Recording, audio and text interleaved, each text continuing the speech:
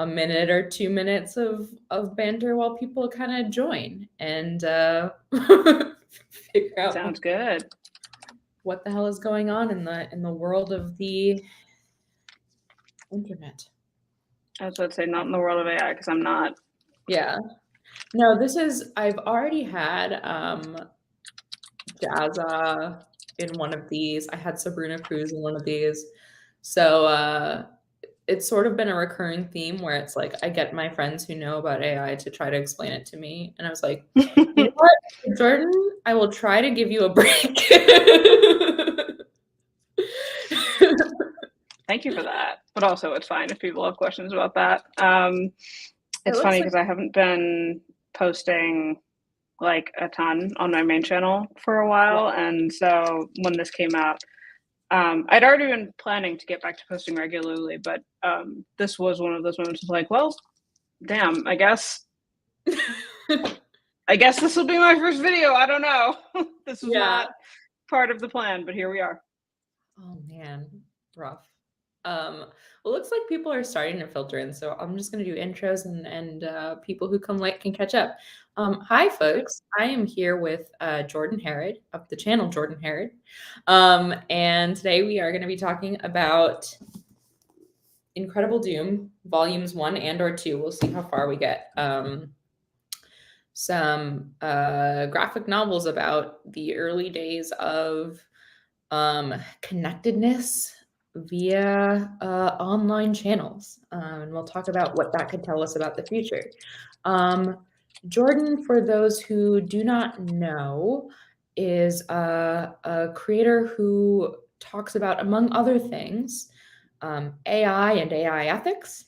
I was saying just as we started that this continues the trend of co-hosts this season who I just try to get to explain what the hell is going on to me. It is also apparently a big weird day for AI news, but I thought that because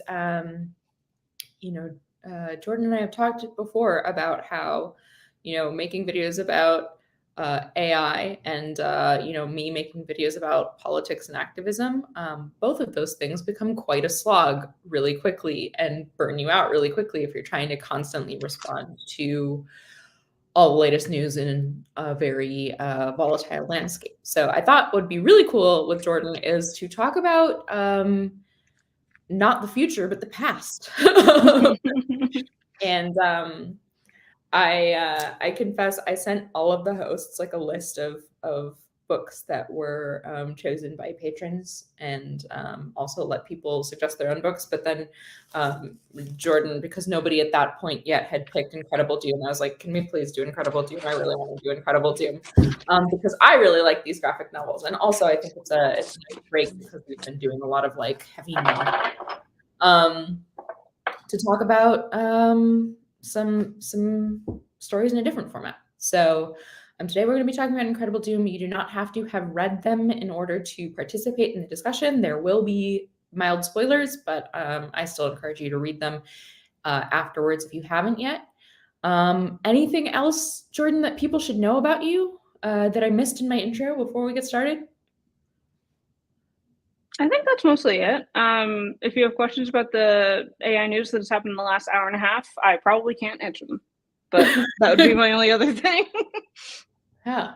I know as much as the rest of the internet. Yeah. Well, one of the reasons that I wanted to talk about these books specifically is I don't know, like how long have you been creating videos, Jordan, or like being sort of a person on the internet, would you say? So I started when I started my PhD, like literally a month beforehand. So we're halfway through year 6, I believe, 5.5 years. Cool. Yeah. I think I've had this channel for like about 10 years that I've used it actively. I've had various channels that are just sort of like in the ether that I, uploaded random videos on in high school and college, but like actually really being a creator, it's been since like 2014.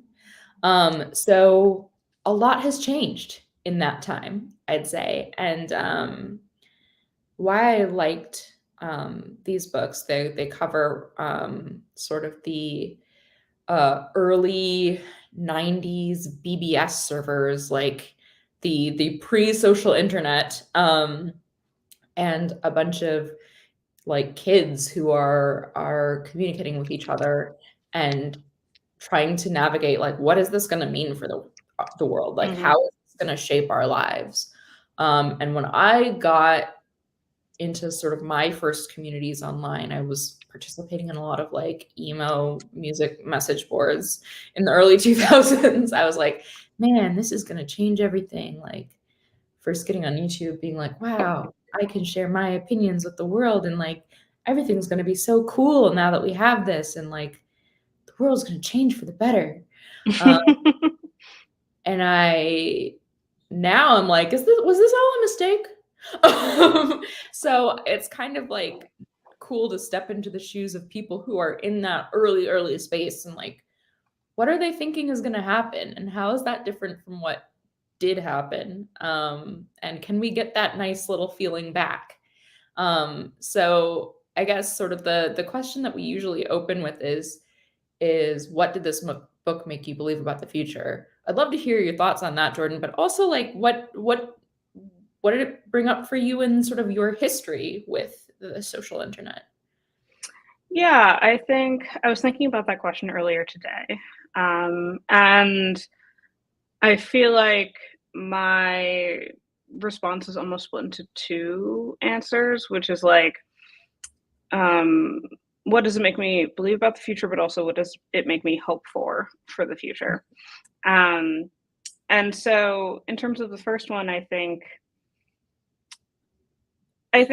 like as people, we all want community. We all want to connect with others, and it was fun to read a series that highlighted that in kind of the early days of like average people use of the internet, and see how, you know, in the same way that I think a lot of people use social media now and the internet now, a lot of the driving factors for the characters in the story are, you know, finding community, finding people they can relate to, finding people who can help them.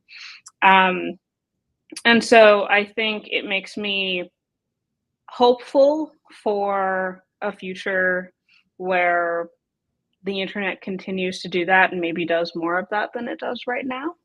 Mm. Um, I think that what did it make me believe? I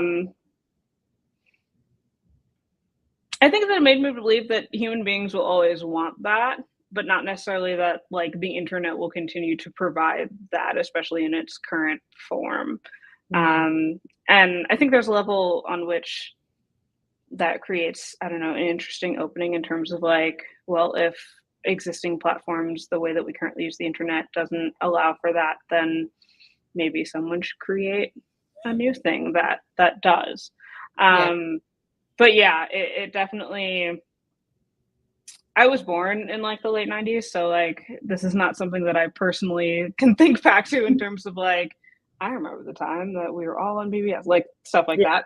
But it did. I do feel like I felt a level of nostalgia for like when things were a little bit simpler and internet forums were, yeah, just generally full of people looking to connect on different topics. Yeah, like that's something that really got me to is like, I don't know, like I was born in 91, so like I remember playing like, you know, like educational computer games as a child, but it wasn't really until I was in Mm-hmm. high school that I like really kind of got into like communities in that same way. And it used to be like kind of a niche thing. Like it was unusual to be online, and now that Mm-hmm. is not the case. And I don't necessarily know if it is better, if that was better, right? That it wasn't as pervasive. You know, there's a lot in this story about um, people kind of coming to it from different angles, you know, being really into fandom culture or being Mm-hmm. really into like, you know, being an anarchist punk or whatever, people coming to it for different reasons, trying to find like-minded people. And part of what makes the story special is that the characters who came in for different reasons, their paths cross, and they're, exposed to people who are different from them, but have, can work together to achieve certain goals. But also, like, to your point about like people are always wanting this community, but like it, is what we have now the thing to deliver that in the best way? It made me think a lot that one of the reasons that I wanted to cover both books is in the second book. So the first book, it's like leading everybody up to this point where their lives intersect in like space, and there's all this potential, and what are we going to do now that we all got here? And we kind of jump forward in the second book, and it's like, okay, we're all here. We're on this BBS server. We are living in like a punk squat, and like we're trying to make it work, but all of the hope and promise that we had is kind of falling apart. And the character, who is like my baby, like just like I love Tina. Like looks around at one point and is like, oh, like all of the ideals that we came into this with have kind of fallen apart, and we've kind of lost focus. And is there a way to get it back again? And so that's sort of how I feel like I am like this. That's why this whole like book club exists, is because I'm like standing around being like, oh, what became of us? Like, can we get the feeling back that we started this for? Can we make this something worth doing again? And I don't know. I like one thing that I kept noticing is just like how grounded everybody's experience of the internet is still in physical space. Yeah. It's like, it's just a starting point to find the people that we need to find and get together in space to do something. And I'm not the kind of person who's like, the internet's not real life, only like, face-to-face interaction is real. But like, maybe that's something that I want to aspire to, is like grounding my online life in more physical reality. I don't know. Yeah. No, that was definitely something that I think that was the aspect of connection that I appreciated, I suppose, from the series, was that like people got on the phone with each other, and people showed up at people's houses, and you were, acting anonymously in terms of the username that you had and how you interacted on these servers, but you also, how do I say this? I mean, I do feel like, I don't know, my perspective on these things is somewhat biased because I'm like an internet person on some level, and so like how I interact with people online is molded by that. But I do think that the fact that these communities were so much more rooted in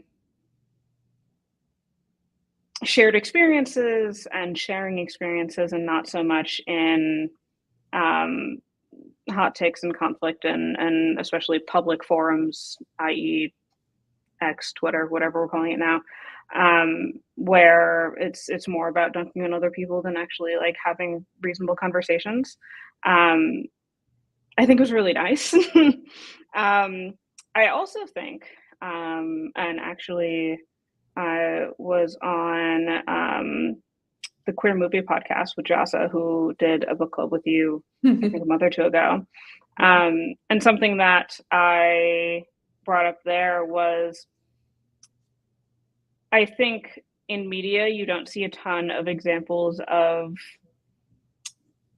healthy conflict, interpersonal conflict, how you resolve conflicts in the real world, what conflict looks like in the real world. And I do think that like conflict on the internet and like interpersonal real life conflict are like very different things, but we kind of treat them similarly in 2023.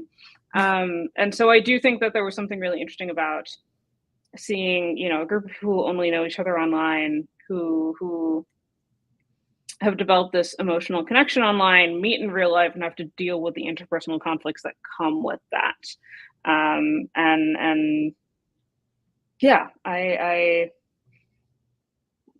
suppose I'd love to see more of that on the modern internet, but also in the current day and age, I don't know that those would go well. So Yeah, it's tough. And folks in the chat, I would love to hear too your thoughts about what this book made you believe about the future, or even just sort of talking about your arc of your experience online as it's unfolded. Like, what did this bring up for you? I think you're exactly right. Like that the nature of conflict is explored really, I think, beautifully in this book. Something I really appreciated is that for all of the examples of how this was like a lifeline for people, right? It's helping people um, find people with shared interests, people who have a tough time making friends make friends, helps queer people find other queer people. It helped, one of the characters get out of an abusive situation. Like there's all this useful stuff, but it also showed that how it was used to kind of like ostracize and abuse people too. There's an arc where, you know, one of the characters is like being bullied in school and goes and talks about it on the server, and then everybody in the server is like, really railing on this guy. But it's like one of those situations. It's like one of those movies where everything's about miscommunication, where it's like truly like both of these people are just like being like horrific to each other because they don't know that they're like they don't understand. They haven't spoken to each other to be like, hey, your presence makes me feel vulnerable in whatever way.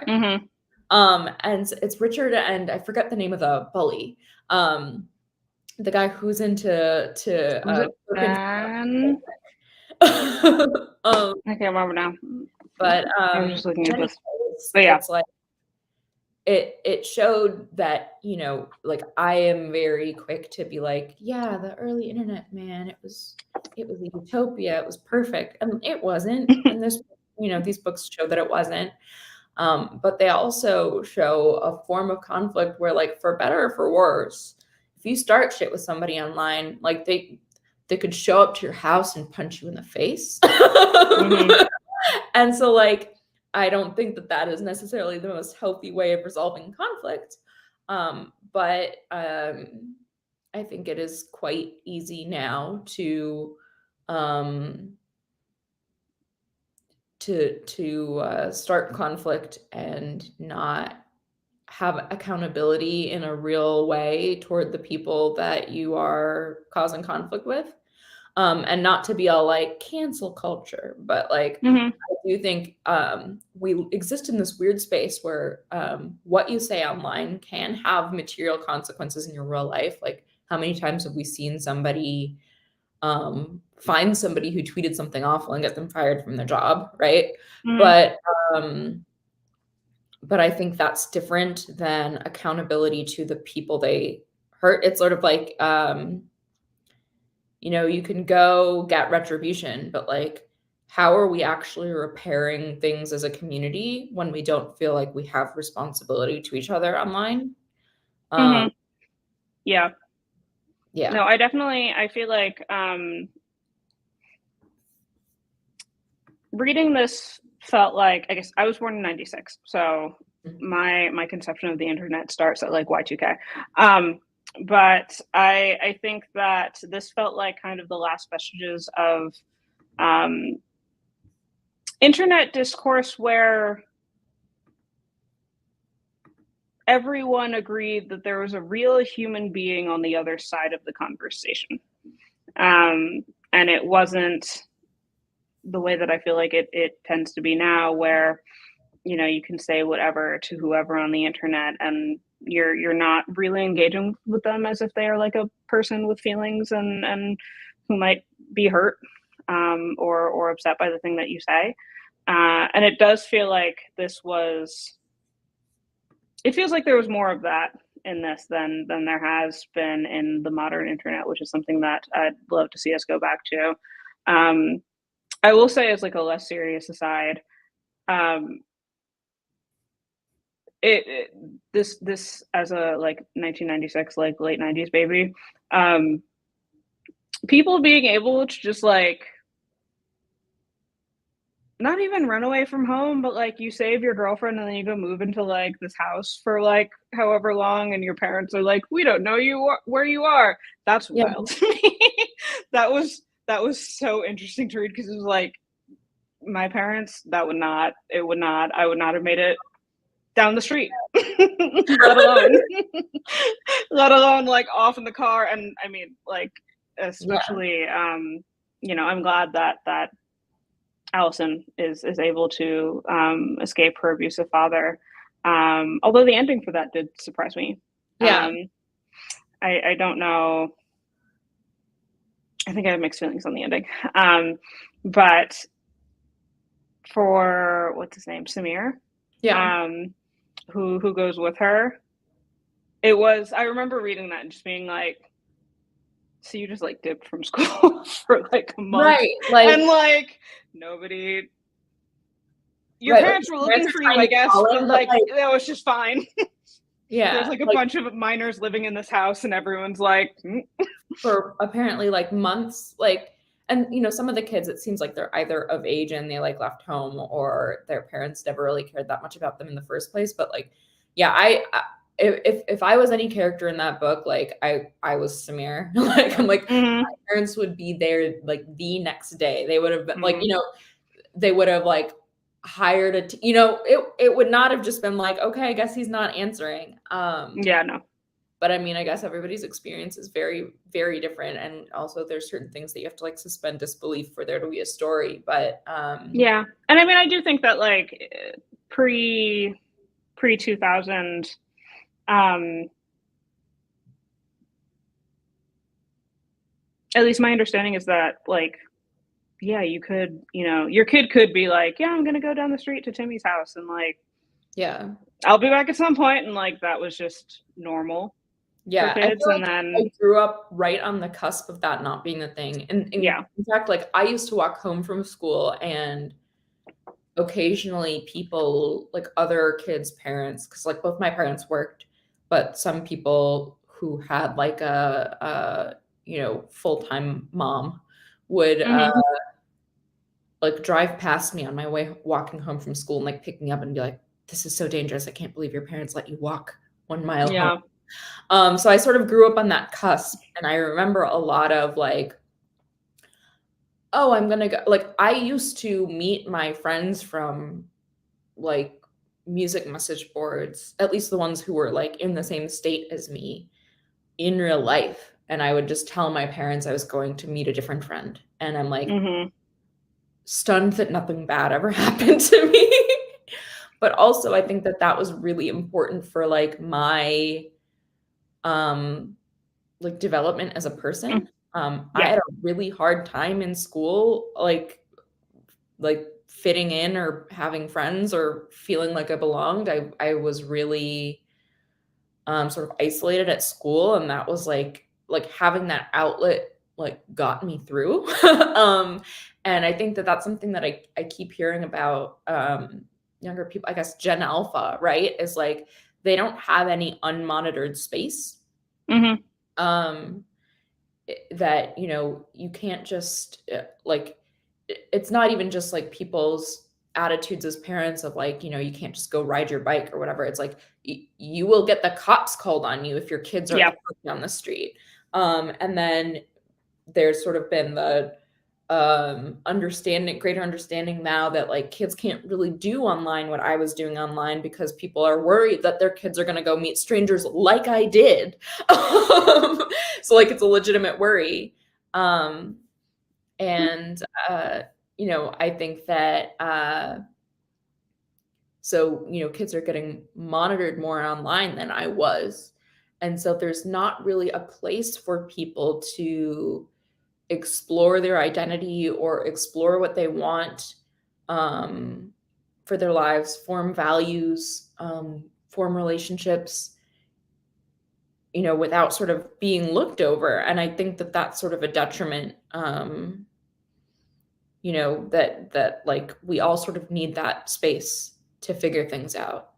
And maybe that's a way to kind of bring it back around to like what's the future of the internet, because I do think like you know, again, we grew up like sort of just on the cusp where like some of our early internet activity, like my MySpace, like unfindable now. Like I had that time to be weird and embarrassing and wrong, and Mm-hmm.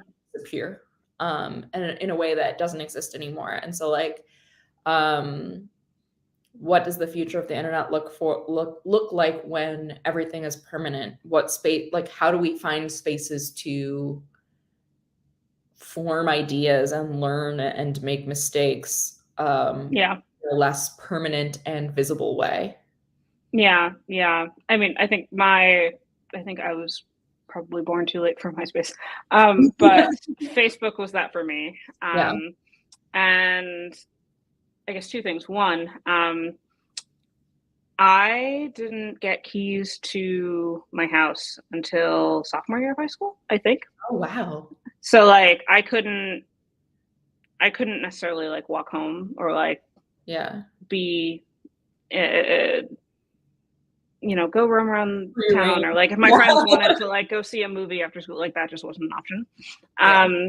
And so I do feel like there's that level of like uh concerns and fears around, you know, your child's safety, but also like kind of keeping your child under lock and key that probably isn't great for childhood development. I do think that the other side of that is like the internet and social media and things like that, where like the nice thing about being on Facebook in, I don't know, the early 2000s was that like all of that is deleted. You were only Facebook friends with your actual friends. You could be embarrassing, like whatever, and like that's not something that currently exists on the internet. Mhm. And I do feel like I see, because I think I'm technically on the cusp of Gen Z. I never remember what the cutoff is. I feel like I see people younger than me, and I'm like, you grew up in public, and how you conceptualize yourself and how you develop a sense of self is constrained in a lot of ways by what you're seeing other people do, and what you take away from that. Mhm. I think the extreme example that comes to mind for me is that I competed in a beauty pageant at the top of this year in January. Um, and it was something that had been on my bucket list, but it was something that I didn't want to do until I was in kind of my mid 20s, because I wanted to have kind of a sense of self and like not go into it Yeah. aspiring to fit into the pageant mold. Mm. Um, and so I did Miss Massachusetts, and the Miss category and the teen category competes at the same time. And so seeing the teens was fascinating, because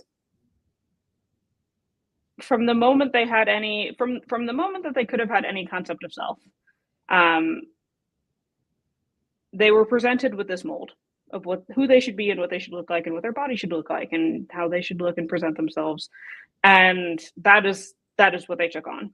um, and I do think that, you know, I can look back at like my old Facebook posts from when I was a teenager, and like, yeah, they were embarrassing, and yeah, they were awkward, because like, you know, you go through the awkward phase of trying things out and trying to figure out who you are, and what resonates with you. Um, and it does feel like the modern internet doesn't really allow for that Yeah. in a way that worries me. I think for people who are younger than us, because it's like that's like from a literal like clinical psychology perspective, like adolescent development, that's important. That is an Yeah. important part of how you become a person, how you create a sense of self, how you individualize yourself from your parents and from your family and the people around you. Um, and it almost feels like that's not a thing anymore for younger people, or that it's just a lot harder to get there. I'm curious, were you um born too late to ever have accounts that weren't associated like with your photo? Um,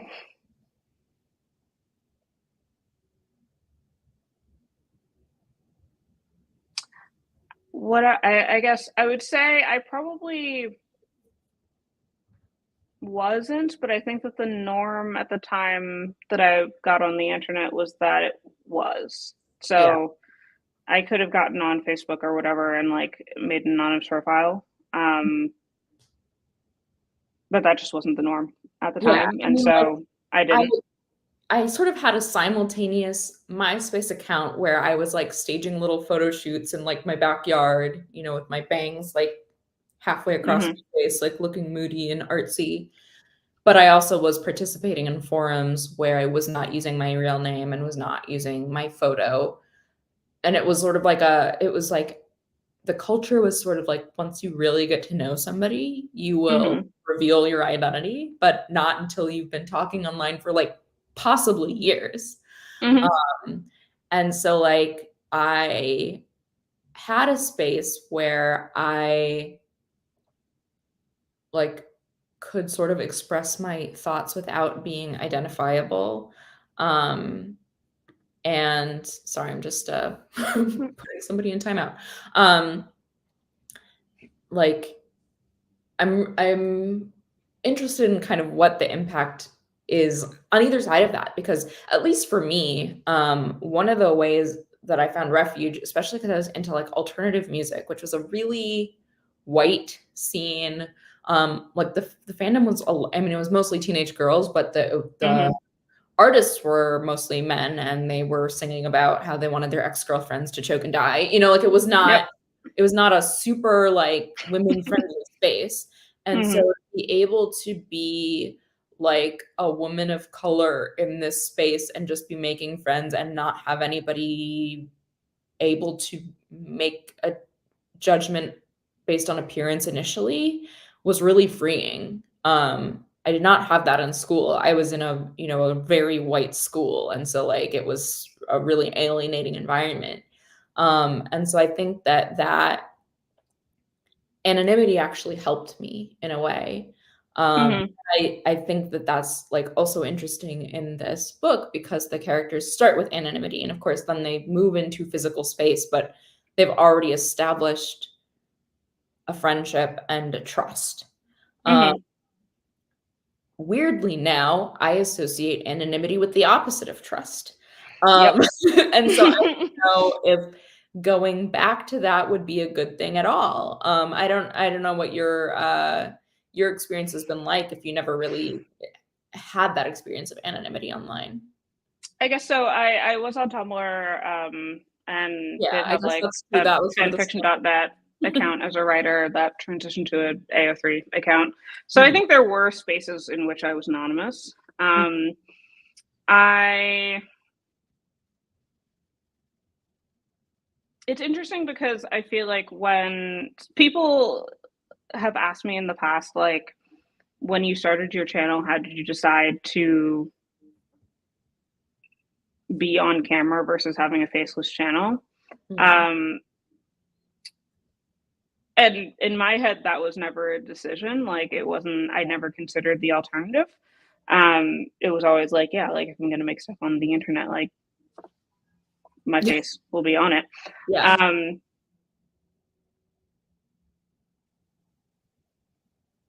I guess that having my face on the channel and showing up as myself is almost a tool in a way that I kind of use to not validate, but like if I when I talk about things related to race or queerness or gender, um, being able to back that up with lived experiences, I think is helpful, and being able to be on camera and be like, this is actually me is helpful. Um, and of course, I get a bunch of shit in the comments, but Yeah. that's an occupational hazard. Um, and so I think when I see, I guess I think that because I'm also on Reddit, um, I think that anonymous accounts still have value and are not necessarily like 100% trolls. I do think it's, I guess, a little bit platform specific. And so I feel like when I think of, I guess, video based or image based platforms, that tends to be where I'm like, people on these platforms who don't show their face, like I'm kind of skeptical, because they're often acting in bad faith. But like when I think of like something like a Reddit or a Tumblr where like the default is that you're not really looking at a person, you are having a conversation via text. Yeah.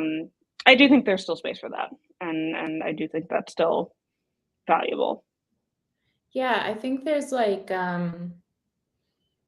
there's value in having different spaces to be different aspects of yourself. Like I think a Mm-hmm. lot about kind of the line between like trust and surveillance. And so you're right, Mm-hmm. like I do have a Reddit account and I go there and I you know, like will hang out in subs for TV shows I like. I like to talk about TV. I talk about skincare products a lot. Mm-hmm. And like that doesn't need to be associated with my image. Um, Mm-hmm. and and there's a nice piece of the anonymity that, you know, I can do that and not have it associated with my brand per se, right? Like I'm not Mm-hmm. using the same usernames. I'm not that's that's not for public consumption.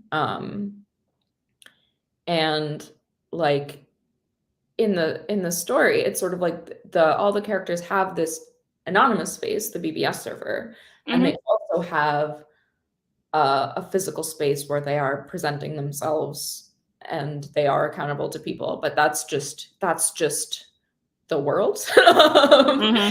And it's sort of like because we have so thoroughly woven our online lives into uh, our physical space. Um, you know, we need both of those online now, if that makes sense. Yeah, I mean, I that totally makes sense. And I also like it makes me think of I don't know if there were a ton of examples in these books, but like when I think of people making or when I think of people's problematic, you know, Twitter posts being dredged up, Mhm. um, do I think they should have said those things? No. Do I think that everyone has a right to be a little bit messy in the pursuit of figuring out who they are and educating themselves and becoming their own person? Yes. And it does feel like there isn't a ton of space for something like that to be messy and to make mistakes and to not have like the entire internet come down on you when Yeah. you do. Um, and so yeah, it's also interesting because I feel like I guess I have friends who I feel like some of my pretty close friends in real life are like not on the internet at all. Yeah. And that's always a little bit fascinating to me in terms of like, especially as a creator, just like how much being online and being in public is part of who I am in a lot of ways.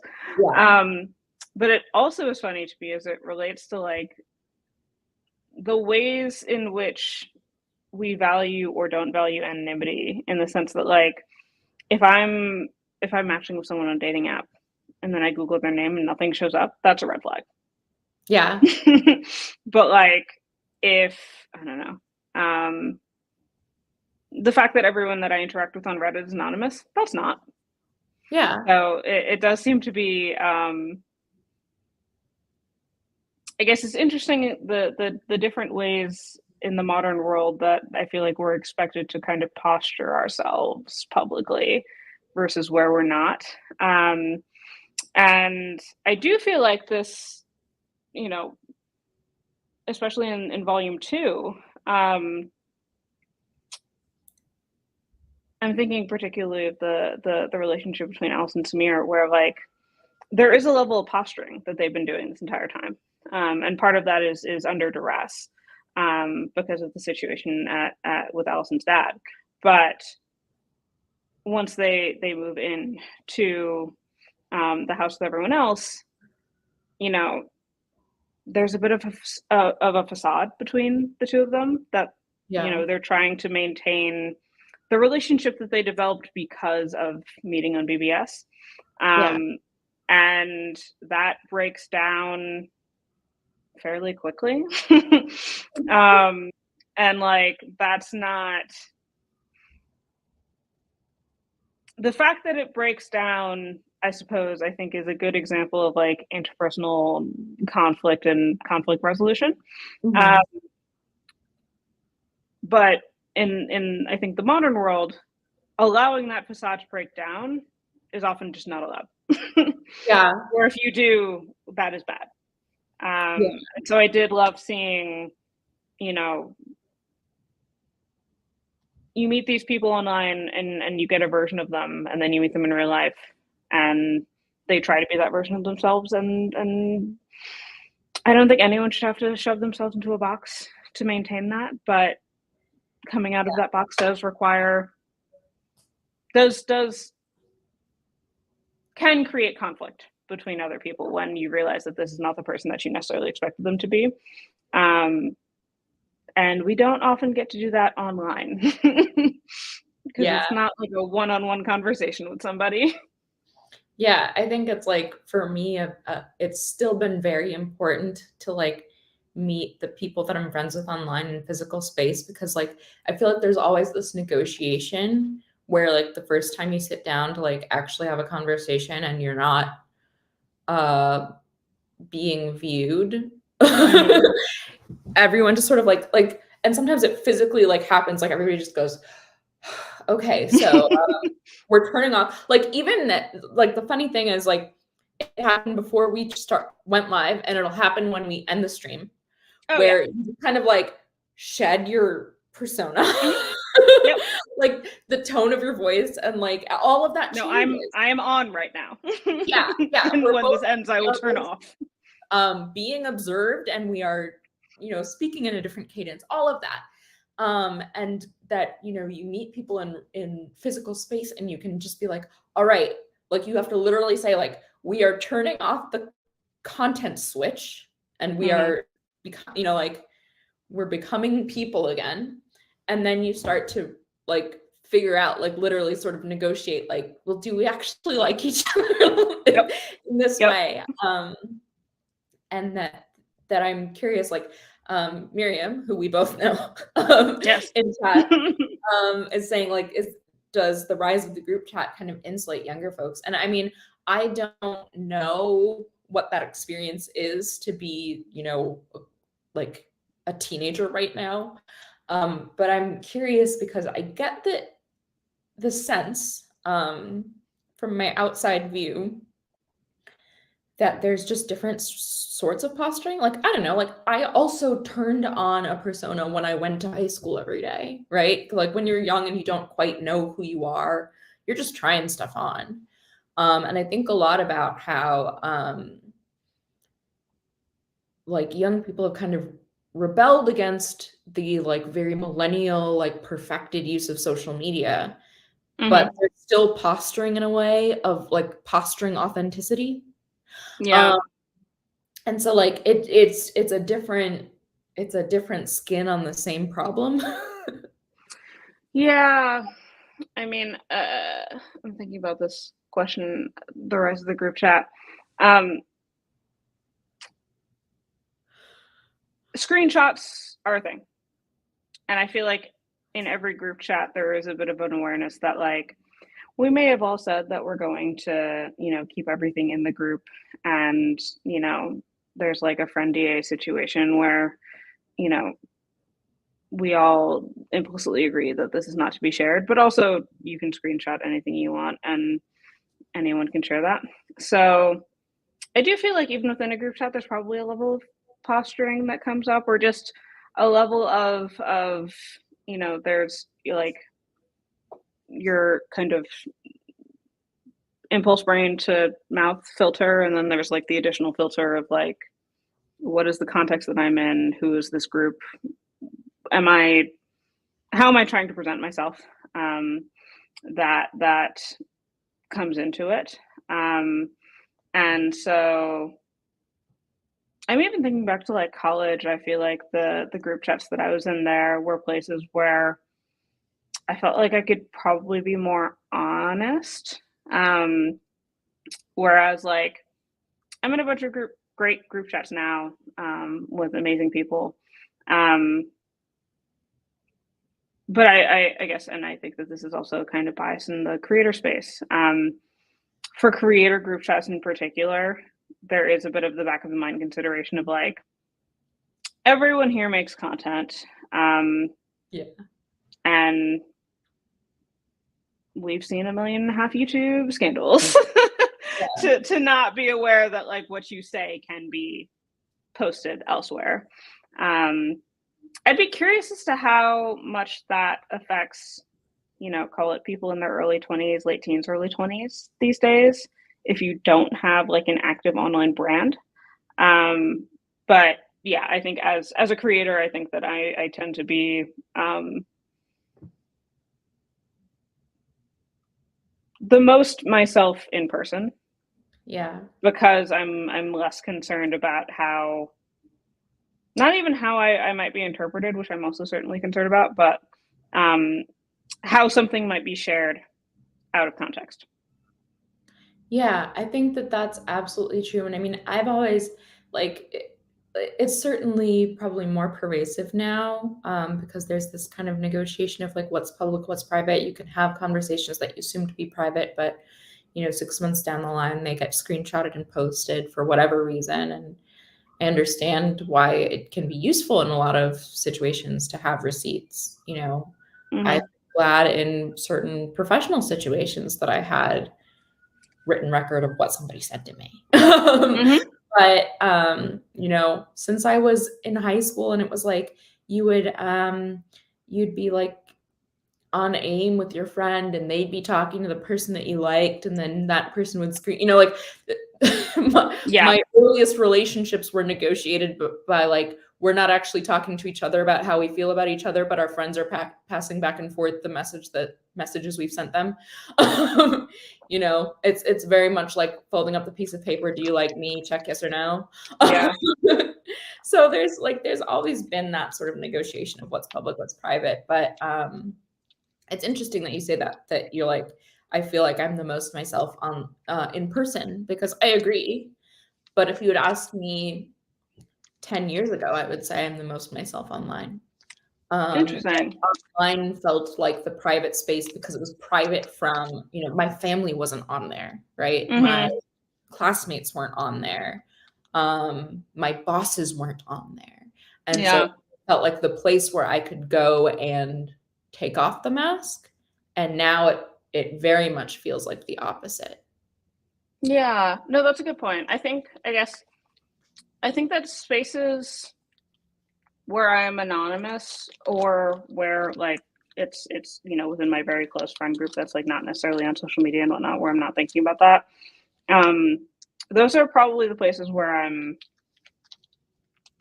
the most honest. And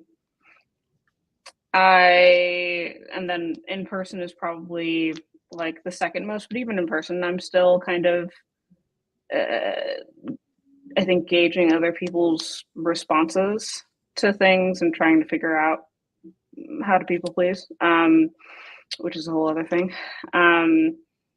And yeah, I do think that when I'm posting as myself online, when I'm making content about myself online, that tends to be not an inauthentic version of me, but it's 10% of me that I've curated towards posting things on the internet, which also makes dating a lot of fun when you match with someone and they're like, I've watched all of your videos, and you're like, cool, so you have a whole concept of me now, right? That isn't accurate at all. And I don't know anything about you, and now we're going to go in this situation with like that dynamic coming in. So I'd almost be curious as to how that shifted between, kind of a BBS server versus now, where like, if this wasn't something that you were worried about posting on Facebook because Facebook didn't exist, are you more yourself, are you actively trying to manage other people's interpretations of you, versus now where I feel like that's more of a thing. I will say that I'm biased for like mental health reasons. As someone with like complex PTSD, like I think I tend to cater myself towards other people more than the average person. But like it is, I think the dynamics of the internet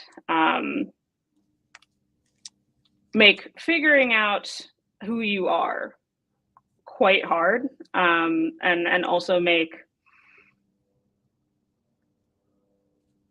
there's like a clinical term for this that I'm blanking on, but like self-individualization, like figuring out how to distinguish yourself from other people and figure out like what it is that I want versus what society wants, or what my parents want, or what the internet says that I should do. A lot more complicated.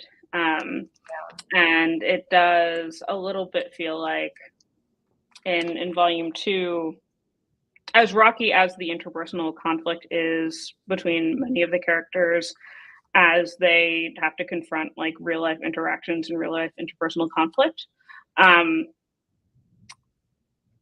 I do feel like it allows them to develop a sense of self and a sense of their boundaries and values that like is a lot harder to develop on the internet. Yeah, I that's curious that you say that, because I think it also feels very much like, like online used to be the private experimental space, and now it's gone kind of all the way back around, at least for me. I'm curious, like, your opinions about how that dynamic relates to queerness, especially because, like, one of the things I really loved about these books is you have 2 queer characters who are both kind of trying to figure out what it means for themselves, using, I guess 3, because her screen name is Shy Violet. I forget what her real name is. My memory is terrible. But yeah, so there's the guy who's writing the Kirk Spock fiction, and Tina and her crush, that are all like kind of in a and I say like in a time where it was much harder. It's bad again. It got bad again. But in a time where it was much harder to be out, that they have a place where they can kind of understand that about themselves, even though it is not something that like any of them are willing to or interested in acknowledging in their physical world, that they can kind of come to terms with that online. And that was true for me. The first place I was ever out was Tumblr, like and I remember like I told my like internet friends before I told my parents, because it was a safer place for me to explore my identity. I don't know if that feels the same way. Like I think that like people talking about their sexuality online has made it easier for younger people to figure it out faster than I did. But I also feel like now, if you are trying to figure things out about yourself, you're going to jump into like decades of like in-group discourse that you're like, like, make it more confusing. Yeah, no. I initially laughed because the video that I posted a video year before, that was a quasi, actually it was definitely the year before last, if not 2020. But it was a video in which I talked about being queer as an aside, and I had not told my parents, who are subscribed to my channel, and so I got many a phone call that day. But it was a situation where it's something that I didn't have any qualms about talking about publicly. But I do think that there was a level in which I was like, this is going to like, the person I am in my parents' eyes is going to change. And I don't think they're going to like be unhappy about it, but like, that is something that I don't know how to manage, and so it's almost easier to do this. I think it's great that there's so much more queer representation online, and so many more people for people who are questioning or people who are figuring out their queer journey to look up to. I do wish that there was less of a push to categorize yourself, I suppose, openly, because I do feel like there is this whole thing of like, you're on your queer journey, but like you need to decide, you know, are you gay? Are you lesbian? Are you ace? Are, like, what are you? And I also think of, you know, people who I won't say are more in public than we are, but I'm thinking of Heartstopper, and one of the main actors who ended up coming out on Twitter, not because he wanted to, but because the internet basically like harassed him into doing it. Yeah. And so I do think that while, you know, I think that while it's great that there's so much more representation and mentors that people can look to, and that at least on the internet, depending on what internet space you're in, there can be less stigma than there used to be, which is not to speak to anyone's kind of personal situation outside of that. It does also feel like, I guess I do worry that there is this sense of like, especially if you are someone with like any kind of public presence, it's like, you now need to put yourself in this box and like declare your position on this, and everyone's learning about themselves, about the world. Everyone's on their own journey, and I just don't think, I think it makes more sense to let people be on that journey than to be like, you know, you play a queer character, which, I mean, there's a whole other discussion about like queer representation in media and that kind of thing, but like someone who's clearly in other spaces noted that they're questioning and that they're on this journey, to just be like, you need to decide and you need to tell us now. Like, I think that's wild. Yeah, I think it's similar, like Colin in the chat is saying, interesting that Discord chose not to be scraped by search engines, and that gives Discord servers a more closed off feeling. That just sort of makes me, the reason that I bring that up in relation to your point is just like, I'm not a heavy Discord user, mostly because it feels like it moves too fast, but maybe that's sort of the beauty of it, is that it's a place that still has a feeling of ephemerality. Like you go to the space, you talk, and then you leave, and then like, and things move on. And sometimes you're there, and sometimes you're not, and it's not, and it's more synchronous feeling. And I think that allows for something that we don't have a lot left online, which is just a temporary feeling. Like the fact that something that you say, 15 years ago, it can show up in somebody's feed and they feel as if that you've just said it, and so that there is this pressure, as Miriam's saying, like to get it right the first time, otherwise forks get sharpened, where it's like there's not space for people to evolve as people, and for us to kind of constantly rewrite and reinvent ourselves. And so that's something, like, if I take one thing away from these stories, is like, especially as I said at the beginning, like what's really important to me is like that scene where Tina looks around the punk house and is like, oh, we've lost our way.